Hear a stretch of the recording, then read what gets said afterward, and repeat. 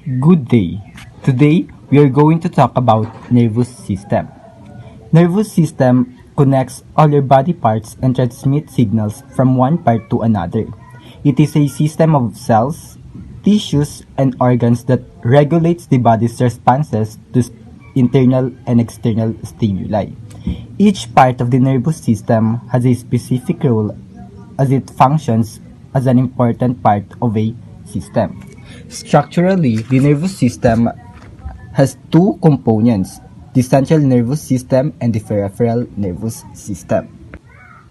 The central nervous system serves as the main processing center of the entire nervous system. It consists of two main components, namely the brain and the spinal cord. Let us talk first about the brain. The brain is made up of more than 100 billion nerves that communicates in trillion of connections called synapses. The brain is made up of many specialized areas that work together. It has three main parts, which is the cerebellum, cerebrum, and brainstem. The cerebrum is the uppermost part of the brain. The cerebrum itself contains the major lobes of the brain and is responsible for receiving and giving meaning to information from the sense organs as well as controlling the body. The cerebellum, which is Latin for little brain, is a major structure of the hindbrain that is located near the brainstem. This part of the brain is responsible for coordinating voluntary movements. It is also responsible for a number of functions including motor skills such as balance, coordination, and posture. The third one is the brainstem. The brainstem is the distal part of the brain that is made up of the midbrain, pons, and medulla oblongata. Each of the three components has its own unique structure and function. Together, they help to regulate breathing, heart rate, blood pressure, and several other important functions. The second component of central nervous system is the spinal cord. The spinal cord is a long, thin, tubular structure made up of nervous tissue, which extends from the medulla oblongata in the brainstem to the lumbar region of the vertebral column. Spinal cords serves as a channel for signals between the brain and the rest of the body and controls simple musculoskeletal reflexes without input from the brain. Now, let us talk about the second components of nervous system, the peripheral nervous system. The peripheral nervous system is the division of the nervous system containing all the nerves that lie outside the central nervous system. The primary role of the peripheral nervous system is to connect the central nervous system to the organs, limbs, and skin. It has two main divisions, the somatic nervous system and the autonomic nervous system. The somatic nervous system is the part of the peripheral nervous system with the voluntary control of the body movements. The somatic nervous system consists of the afferent nerves or sensory nerves and the efferent nerves or motor nerves. It has two main parts, the spinal nerves and the cranial nerves. The spinal nerves are the major nerves of the body. The spinal nerves act as telephone lines carrying messages back and forth between your body and spinal cord to control sensation and movement. Each spinal nerve has two roots. The ventral or front root carries motor impulses from the brain, and the dorsal or back root carries sensory impulses to the brain. The second one is the cranial nerves. The cranial nerves are the nerve fibers that carry information into and out of the brain stem. The function of the cranial nerve are the sensory, motor, or both. Sensory cranial nerves help a person to see, smell, and hear. Motor cranial nerves help control muscle movements in the head and neck. The second division of peripheral nervous system is the autonomic nervous system. This system is associated with the involuntary control of the body movements. The autonomic nervous system is a control system that acts largely unconsciously and regulates bodily functions. It has two subdivisions, the sympathetic nervous system and the parasympathetic nervous system. The sympathetic nervous system is activated when the body is in a dynamic role or stress. Example, increased heart rate and breathing, dilation of pupil, sweating, and etc. While parasympathetic maintains body functions and restores the body to normal or relaxed mode. Nerve cell, also known as neurons. It is a primary cell of nervous system, and it receives and sends signals in our brain. Neurons allows the nervous system to communicate with the rest of the body, and there is a billions of neurons in our entire body. Some exist alone, and the others are joined together to form organs like brain and spinal cords. Neurons have a lot of common with the other types of cell, but they are structurally and functionally unique. So the primary function of the nerve cell is to metabolize protein for the maintenance, growth, and viability of the cell. So let's proceed to the different types of neurons. We have a different types of neurons. First is the sensory neurons. It carries nerve impulses from tissue and organs to spinal cords and brain. Next is the motor neurons. It carries nerve impulses from brain and spinal cords to muscle and glands. Last is the interneurons. It carries nerve impulses back and forth between sensory and motor neurons. Next is the structure of neurons. Structure of neurons offers key features to help transmit messages across relatively long distances. To begin, neurons has a cell body which is also known as the soma, and which houses the cell nucleus. Next are the dendrites, which is the tree-like branches that extend off the soma. These are used by the neurons to detect both chemical and electrical stimuli. In the center of the neuron is the axon. The axon is the longest extension from the soma, and it can be up to 2 meters in length. It serves as the primary communication pipeline of one end of the neuron to the other. The axon hillock is a junction that connects the axon to the cell body. Next structure is the myelin sheath. Myelin sheath covers the axon, and it is a section of fatty tissue that helps to protect the axon and also help to speed up signals conduction along the axon. The gaps between the myelin sheath are called nodes of Ranvier. This also aid signals conduction, and they also allow nutrients and ways to enter and leave the axon. At the end of the axon are extensions that branch off to form several axon terminals. In this video, I will going to discuss the nerve impulse. How does the pain you experience when you burn your hand result so quickly in action by your muscles?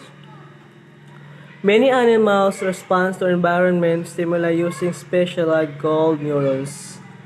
A stimulus is detected by sensory receptors and the body responds through motor effectors. These cells, working together, allow you to respond very quickly to threats.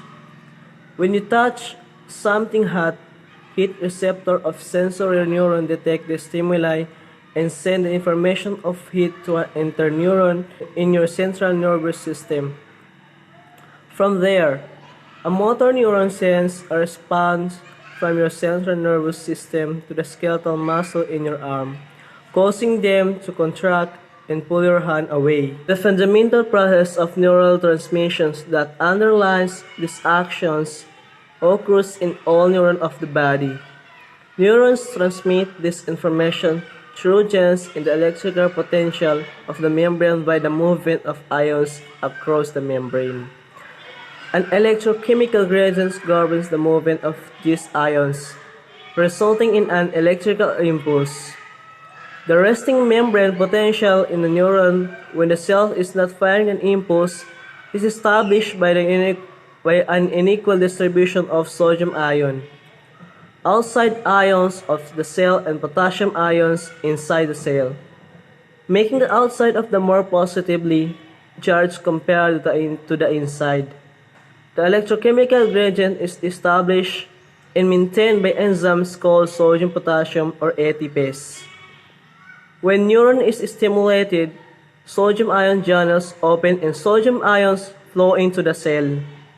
This leads to a change in the electrical potential across the membrane called depolarization. The depolarization electrical potential travels down the dendrites and over the cell body. Multiple electrical potentials will combine all the axon hillock in process called summation. If the depolarization is large enough, an action potential is triggered. Action potential are all or non-electrical impulses that maintain their amplitude and strength down the length of the action.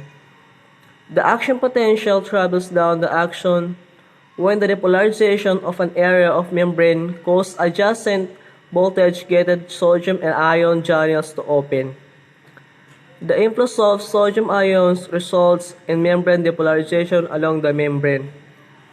After a short delay, potassium ions channel open and potassium ions flow out, repolarizing the membrane for the neuron to fire again.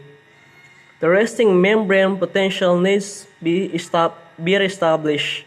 Sodium-potassium or ATPase is used to move sodium and potassium ions against their concentration gradient, reestablishing the resting membrane potential. As the action potential moves down the axons, ions are repellent only a short distance, allowing the signal to move quickly. At the axon terminal, the electrical impulse passes to another cells at the axon terminal. The electrical impulse passes to another cell at cellular connection called a synapse. The space between the presynaptic neuron and postsynaptic cell is called the synaptic cleft. The presynaptic neuron contains signal molecules called neurotransmitters that are packaged inside vesicles. When an action potential reaches the end of the neuron, neurotransmitters are released by exocytosis from the neuron into the synaptic cleft. Neurotransmitters bind the adjacent cell at receptor sites attached to ion channel. The channels open, allowing the movement ions into out of the effector cell, which alter its membrane potential, thereby transmitting the signal from the neuron to the effector cell. Because nerve impulses move very rapidly down the axon of a neuron and move from cell to cell across the synapses, you react quickly to stimulus like burning your finger. Nervous system. The nervous system, electrically that body electral, is a complex collection of nerves. An specialized cell known as neuron that transmit signal between different parts of the body. Vertebrate animals with backbone and spinal column, subcentral and peripheral nervous system. The brain. Everybody is almost aware of the brain as the control center of the body. It is because of around 100 billion neurons of the brain that maintain control the function of the body. The brain is a soft organs, tree found and is present inside a kernel cavity by the skull to protect it. The brain and spinal nervous system, C and S of the body, and help in the processing of information. The brain control the mental function. Central nervous system is the part of nervous system consisting primarily of the brain and spinal called the CNS is so named because the brain integrates the received information and coordinates and imposes the activity of all parts of the bodies of semitic animals. All verticular animals except spooks and jellyfish to consist of the large nerve from the anterior to the posterior, which the anterior and is large into the brain. Not all animals with a central nervous system have brain. Human nervous system. The peripheral nervous system is distributed touch the entire body, input like pressures, heart, and cold. That information touch spinal cord to the brain, voluntary movement, and thus sound locate regular of endocrine system. Both the nervous system and endocrine system are important in the body. To maintain homeostasis is the stage reached when each part of the body function in equilibrium with other part. This is touch the regular of the body function by the endocrine and nervous system.